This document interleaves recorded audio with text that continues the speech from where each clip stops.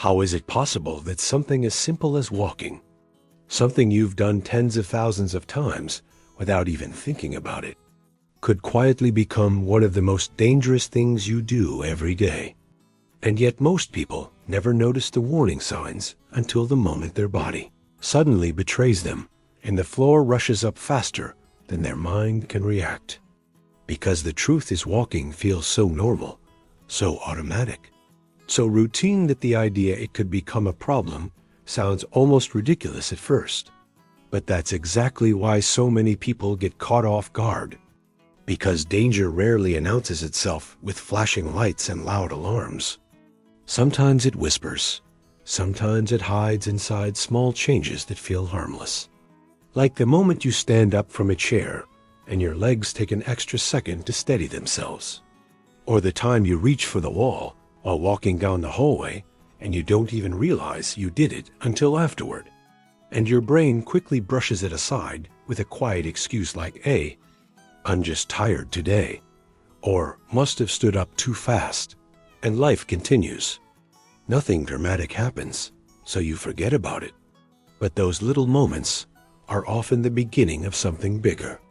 Something slow and sneaky that creeps into your daily life one tiny adjustment at a time.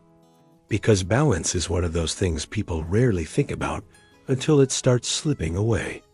And when it does, it doesn't vanish overnight. It fades gradually, almost politely.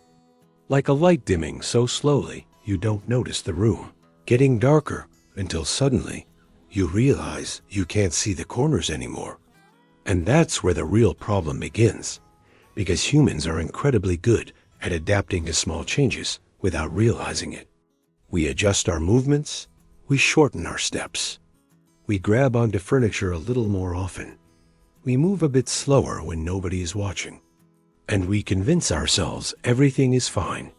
But deep inside, something feels different. Something feels slightly off. And that quiet discomfort is usually the body trying to tell us something important. Yet pride has a funny way of silencing that voice.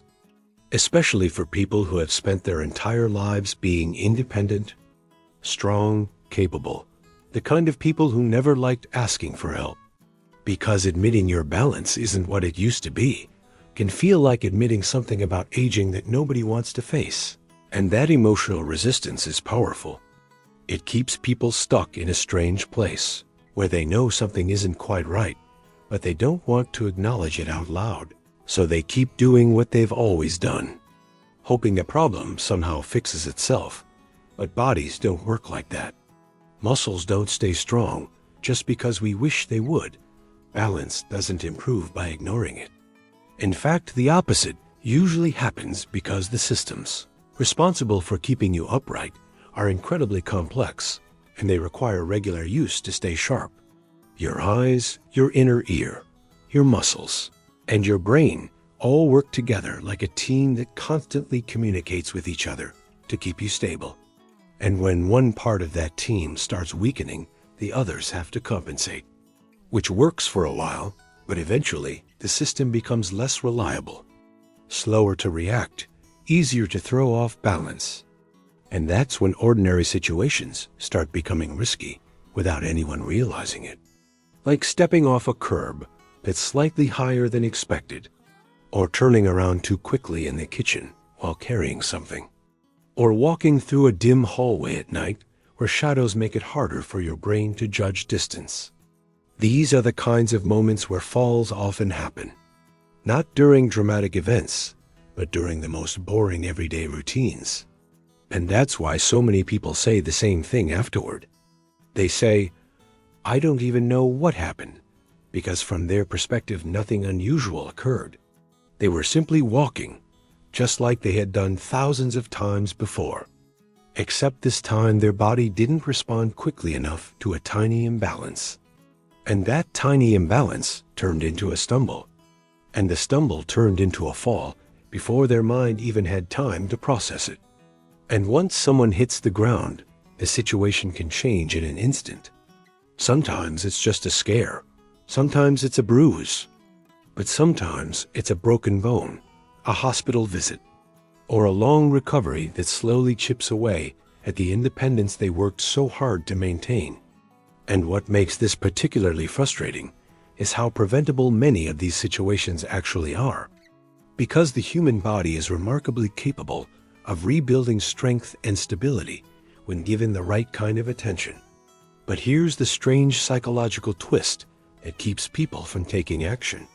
The changes in balance usually start so small that they don't feel urgent. And humans are wired to prioritize immediate problems over slow ones. If something hurts right now, we deal with it. But if something might become a problem months or years later, we tend to postpone dealing with it, telling ourselves we'll get around to it eventually. Yet eventually has a way of drifting further and further away until one day the consequences arrive unexpectedly. And that's why conversations like this matter so much. Because awareness is often the first step toward prevention. Once people start noticing those little signals their body is sending, they can begin making simple adjustments that dramatically improve stability and confidence. Sometimes it's strengthening the muscles in the legs that support the body's weight with every step. Sometimes it's practicing balance exercises that teach the brain and muscles to coordinate better. Sometimes it's just becoming more mindful about movement, slowing down slightly when turning, paying attention to surfaces underfoot, keeping pathways in the house clear of clutter that could cause a trip. None of these actions are complicated, but together they create a powerful layer of protection that many people underestimate.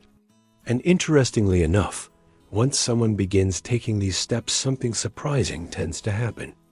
They start feeling more confident again, because confidence and physical stability are deeply connected. When your body feels steady, your mind relaxes. Your posture improves, your stride becomes smoother, and the fear of falling slowly fades into the background. But when balance feels uncertain, the opposite occurs. People become tense, cautious, sometimes even anxious about walking in certain environments, which ironically can make balance worse, because tense muscles react slower than relaxed ones. So the cycle continues unless someone interrupts it with intentional action. And this is where a small but powerful mindset shift can change everything. Instead of viewing balance exercises or strength training as something you only do after a problem appears, you start seeing them as daily maintenance for the body, just like brushing your teeth or drinking water. Simple habits that quietly protect your future without requiring huge effort. And the beautiful thing about the human body is its ability to adapt even later in life. Muscles respond to use at almost any age. Coordination improves with practice. And the brain itself forms new connections when challenged with balance tasks. Meaning it's never truly too late to strengthen the systems that keep you upright. The key is starting before a serious fall forces the issue. Because prevention is always easier than recovery. And the earlier someone takes action, the more control they retain over their independence and mobility, which ultimately is what most people care about more than anything else. The ability to move through their own home, their neighborhood, their life without feeling fragile or dependent. And preserving that ability often comes down to small decisions made quietly each day. Decisions that may not look dramatic, but carry enormous long-term impact. So the next time you stand up from a chair, take a moment to notice how your body responds. Notice whether your legs feel strong and stable, or whether they hesitate for a second before supporting your weight. Pay attention when you walk down a hallway or step outside, not with fear, but with curiosity. Because those observations can reveal valuable information about your body's current condition. And once you're aware of those signals, you gain the power to respond proactively instead of reactively, which might be the single most important difference between someone who maintains confident mobility for decades and someone who suddenly finds themselves dealing with the aftermath of an unexpected fall. And if this idea resonates with you even a little, if some part of you recognizes those subtle changes we've been talking about, then maybe this moment right now is the perfect time to start paying closer attention to your movement. Not because something terrible is about to happen, but because the body deserves the kind of care that keeps it strong and reliable for as long as possible. And sometimes the biggest transformation begins with the simplest realization that walking safely isn't something to take for granted. It's something worth protecting every single day. And here's the strange thing most people never realize until much later. The moment when walking begins to feel uncertain rarely arrives with a dramatic announcement. It sneaks in quietly like a subtle shift in the background of your life. The kind of shift you can easily ignore if you're busy, distracted, or simply not looking for it. Because the human brain is incredibly skilled at normalizing small changes. It adjusts, adapts, makes excuses, and before you know it, what used to feel unusual begins to feel ordinary. Like that moment when you notice you're holding on to the railing a little tighter while going down the stairs, or pausing an extra second before stepping off a curb. And you might laugh about it or shrug it off, telling yourself everyone slows down a bit with age. Which is partly true, of course. Bodies change over time. Muscles lose strength if they're not challenged. Reaction times stretch out just slightly. The tiny sensors in your joints that tell your brain where your body is in space start sending signals that are a little less sharp than they used to be. But here's the part people often misunderstand. Those changes are not the end of the story. They're just the beginning of a choice, because while aging introduces challenges, the way we respond to those challenges determines whether they grow quietly into bigger problems or fade into the background as manageable parts of life. And that choice often happens in the smallest everyday moments. Like when someone notices their balance wobble slightly, and instead of ignoring it, they start wondering what they could do to strengthen it again. That curiosity alone can change the entire trajectory of the future. Because curiosity leads to action, and action leads to improvement. And improvement rebuilds confidence in ways that feel almost surprising. But before that turning point happens, many people spend years in a strange middle ground, where they sense something isn't quite right, yet they hesitate to address it. And hesitation can come from all sorts of emotional places. Sometimes it's pride, the deeply ingrained belief that strong, independent people should be able to handle everything on their own. Sometimes it's fear, the worry that acknowledging a weakness might somehow make it worse or confirm something they'd rather not think about. And sometimes it's just habit, a comfortable routine of living life exactly the way it's always been lived. Because change requires effort, and effort is easy to postpone when nothing feels urgent yet. But the body doesn't wait for urgency. It simply responds to what we do or don't do each day. Muscles strengthen when used and weaken when ignored. Balance sharpens with practice and dulls with inactivity. And this quiet biological truth operates whether we pay attention to it or not, which is why the difference between someone who walks confidently at 70 or 80 and someone who feels unstable often comes down to small habits repeated over long periods of time rather than any single traumatic event. Imagine two people living in similar houses, similar neighborhoods, similar lifestyles. One of them spends just a few minutes each day challenging their balance, maybe standing on one foot while brushing their teeth or taking slow, deliberate walks that keep their legs engaged and their posture upright. Nothing fancy, nothing exhausting, just consistent, gentle movement that reminds the body how to stabilize itself. While the other person gradually becomes more cautious and sedentary without realizing it, sitting more often, avoiding stairs, skipping walks because the couch feels safer. And over months and years, those tiny choices quietly shape two very different physical realities. One body remains responsive and adaptable, while the other becomes stiff, hesitant, slower to correct a misstep, and when an unexpected situation arises, like stepping onto an uneven surface or turning quickly to answer a phone call, the difference becomes obvious in an instant. One person adjusts naturally, while the other struggles to regain balance. And that moment of struggle is where accidents often begin. Not because someone was careless, but because the systems that protect balance weren't being maintained regularly. And what makes this story both frustrating and hopeful at the same time is the fact that the human body has an incredible ability to rebuild those systems when given the chance. Even after years of neglect, muscles can regain strength surprisingly quickly when challenged with gentle resistance. The brain can relearn coordination through simple balance tasks, and confidence can return faster than people expect once they realize their body is capable of improvement again. But the first step in that process is always awareness. The willingness to notice those small signals and treat them not as signs of defeat, but as invitations to take better care of the body moving forward. And once someone makes that mental shift, the entire narrative changes from one of quiet decline to one of active preservation, where each small habit becomes a kind of investment in future freedom. Because independence is not maintained through luck alone, it's maintained through attention, through the daily decision to move, stretch, strengthen, and challenge the body just enough to keep it adaptable. And that idea might sound simple, but it carries enormous power when practiced consistently, especially when combined with a mindset that values progress over perfection.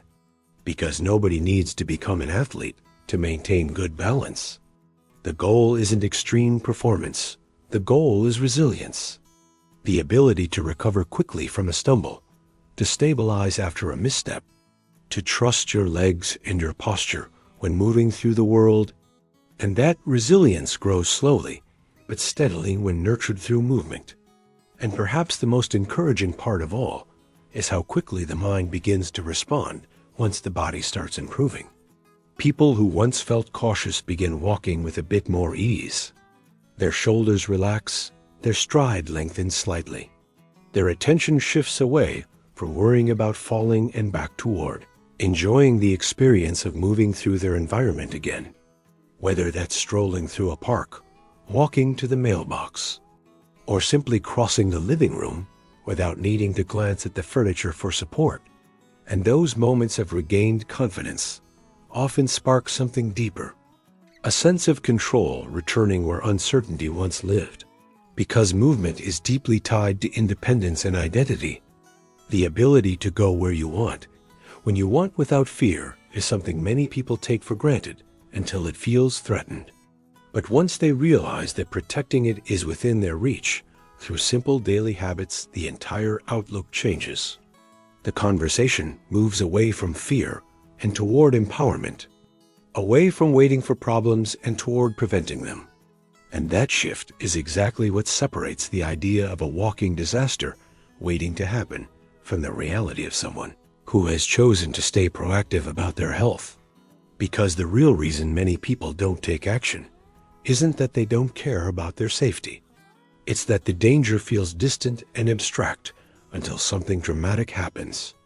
Yet by the time that dramatic moment arrives, the opportunity for easy prevention may have already passed. Which is why conversations like this one matter so much. They bring the future into the present, reminding us that the body we rely on tomorrow is shaped by what we do today. Not in huge, overwhelming efforts, but in quiet, consistent actions that accumulate over time. And if you're listening to this right now, there's a good chance some part of this story resonates with you.